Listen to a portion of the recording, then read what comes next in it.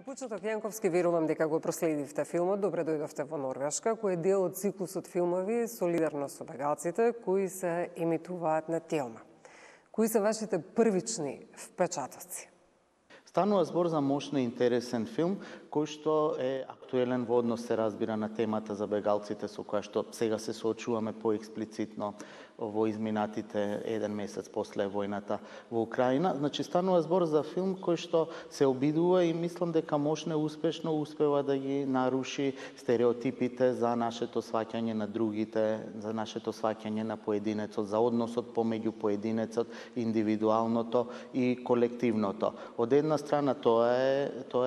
аспектот на самиот филм, но од друга страна филмот е интересен затоа што раскажува една, би рекол, топла човечка приказна за тоа како човек практично може да се трансформира при средбата со другиот, со поинаквиот, при допирот со поинаквата култура и навидум различните луѓе кои што претходно ги имал во својата имаголошка представа и од друга страна кога се соочува со нив како конкретни живи суштества, како конкретни човечки индивидуи.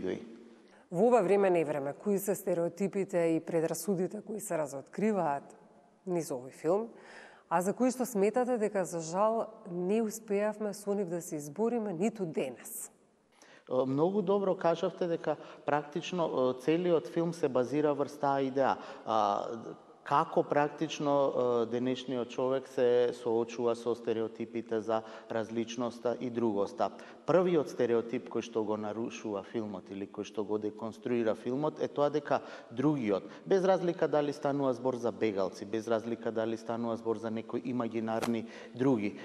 едноставно никогаш не се хомогена целина, никогаш не се целина во која што е иста. И тоа што во рамки на европската култура многу често се било перцепирано како други или некои други неевропоцентрични култури создаваат имаголошки представи за другиот, базирајќи се врз идејата на колективните идентитети, базирајќи се врз идејата на заедниците. Цела една група или заедница да се перцепира на еден начин. Филмот многу убаво кажува дека практично секоја заедница е всушност имагинарна заедница и тоа што ние го замислуваме како цврста, како конкретна, како хомогена заедница, всушност представува илузија, затоа што секоја заедница е составена од посебни луѓе, од посебни човечки индивидуи, од посебни човечки судбини и дека и ние, онака како што сме изнијансирани, онака како што сме различни, така и другите се всушност изнијансирани, така и другите се всушност различни.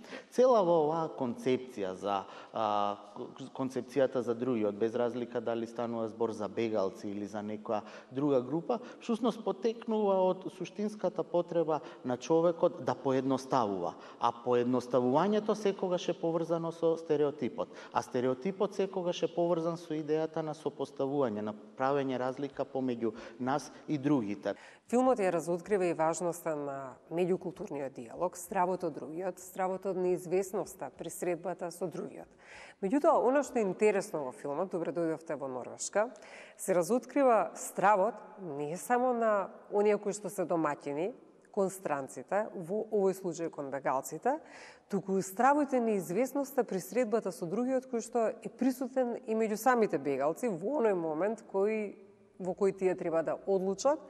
во која од собите во тој така наречен хотел ќе престојуваат.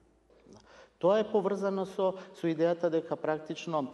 кога ние од Европа гледаме одредена друга култура или цел еден друг континент, ние го гледаме во целост, без да бидеме свесни дека и самата континент, самата таа група всушност се многу различни меѓу себе. Едниот од ликовите во еден момент ќе рече на некој од другите ликови дека тој е африканец или дека тој е од Африка, тој ќе му каже дека Африка е континент, не е земја. Например, ние многу често колоквијално ќе кажеме нешто за цел еден континент, за цела една група на луѓе, а не знаеме дека, например, или не сме свесни дека, например, всушност и таа континент и таа група се длабоко раслоени една една во друга. Например, ние ја користиме Африка како метафора на еден сосема погрешен начин, без да бидеме свесни дека Африка се состои од 44 суверени и независни држави. И онака како што Африка е полна со свој противречности, различности, така е полна, да речеме, и Европа со свој различности. Тоа е исто како некој во Северна Америка или некој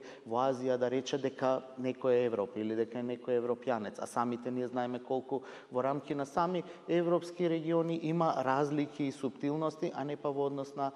целиот континент. Така што желбата огромен број луѓе да се стават во едно трло, во една заедница, во една група, практично е желба да се уништи нивната индивидуалност, да се уништи нивната посебност. Нешто што е длабоко и суштинско во расчекор со човечката природа, но исто така и со човечката култура, бидејќи сите ние во рамки на една заедница можеме да се разликуваме на илјадници различни начини, по илјадници различни идентификации, така што всушност ставањето на другиот во ист кош, ставањето на другиот во една иста рамка кажува за нашето суштинско незнаење за другиот, за нашето суштинско незнаење на колективните идентитети кои што секогаш представуваат конструкција затоа што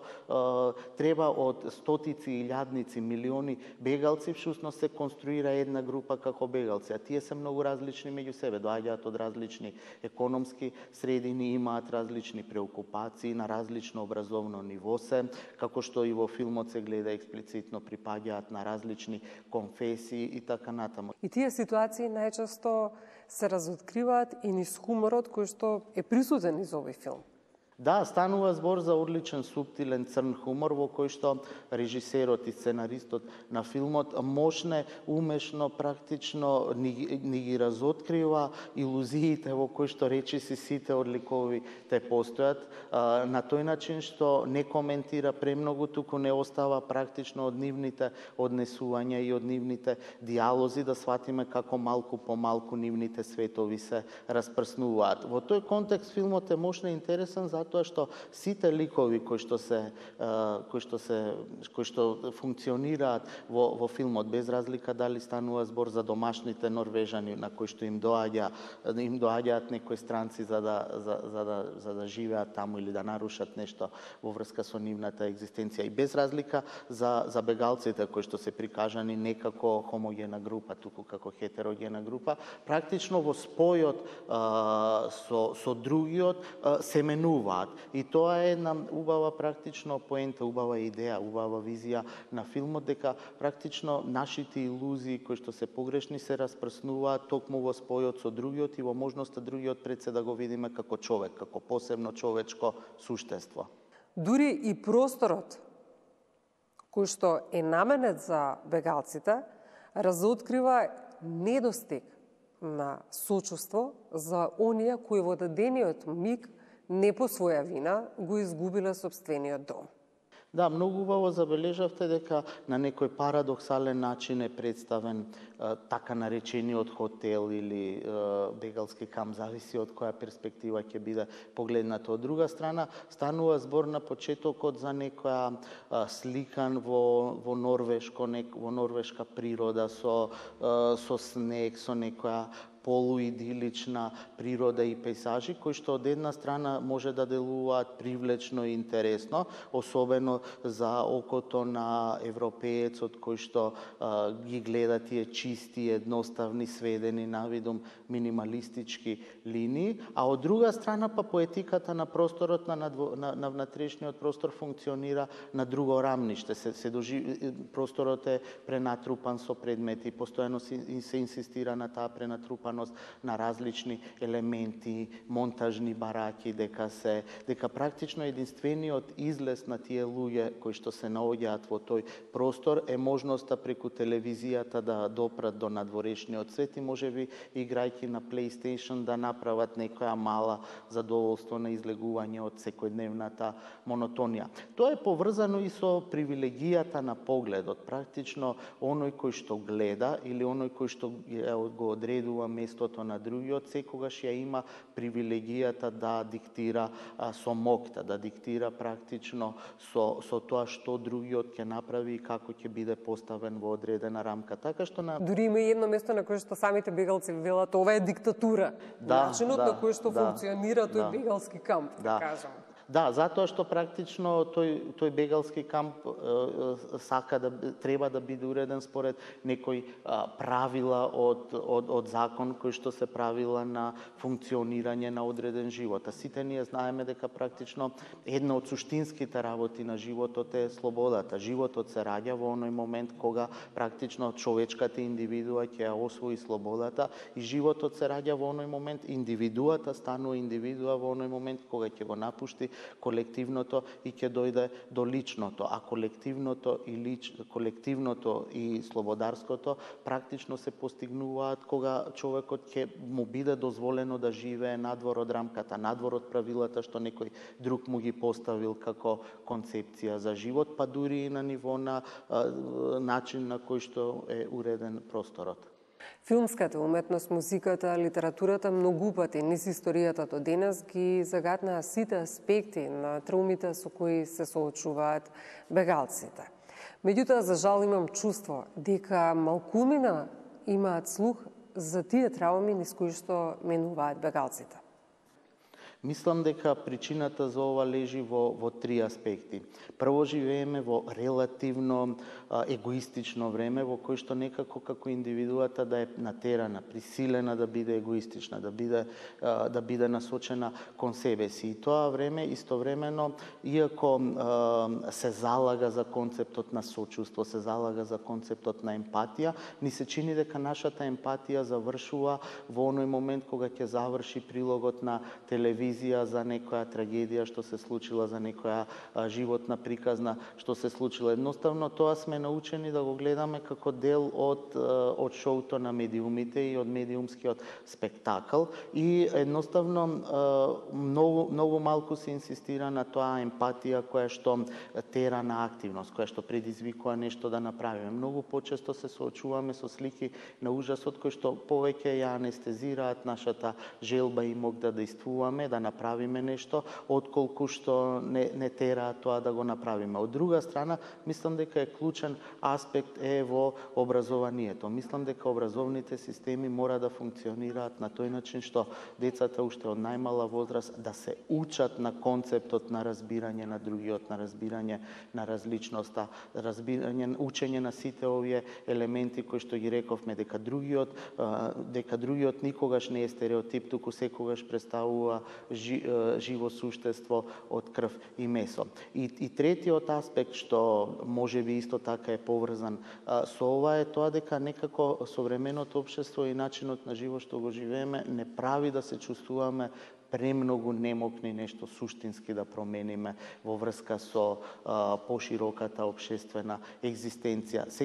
Секогаш не убедува дека треба да бидеме ефикасни, добри, работливи, дека така на некој начин можеме да промениме нешто за сопствениот живот, ама некако современиот, особено западниот човек, како да се наоѓа во ситуација на немок дека нешто суштински може да промени за процесите што се случуваат околу него. Но дали уметноста има моќта да ги промени овие нешта? Јас длабоко верувам дека уметноста има мог да ги промени овие нешта, затоа што практично уметноста, без разлика дали станува збор за театарска представа, за филм, за ликовно дело, за музичко дело или за дело на литературата, уметноста е нешто што секогаш се обидува на креативен и суштински начин да каже нешто за времето во кое што постои. Ние многу повеќе знаеме за 19-тиот век од делата на Достоевски, на Толстој, на Оноре де Балзак и на други автори, отколку што читаме студии, истражувања или класични истории за тоа време. Значи, уметноста има таа моќ од една страна да говори за времето во кое што е создадена, но од друга страна да го зграпчи времето во кое што е таа создадена и да создаде една визија, една перспектива какво било тоа време во кое што таа била создадена. Другиот проблем е што можеби не е толку доминантна во современите мејнстрим медиуми, не е толку помалку доминантна во нашиот секојдневен живот, за тоа влијание малце по малце се повеќе и повеќе да се зголема. Но од друга страна верувам дека уметноста е моќна затоа што голем број на нешта што ние ги доживуваме како работи преку кои што си го објаснуваме светот, практично се произлезени од уметност. Значи уметноста дава модели, дава платформа преку која што може да се создаде одредена визија, перспектива за општеството во кое што живееме и со самото тоа што ја истражува таа перспектива и со самото тоа што го нуди тоа сознание, кај реципиентот неминовно предизвикува нешто да му се промени во неговиот свет, во неговата перспектива, а на тој начин и во животот што го живее. Ви благодарам, Јанковски. Ви благодарам за поканата.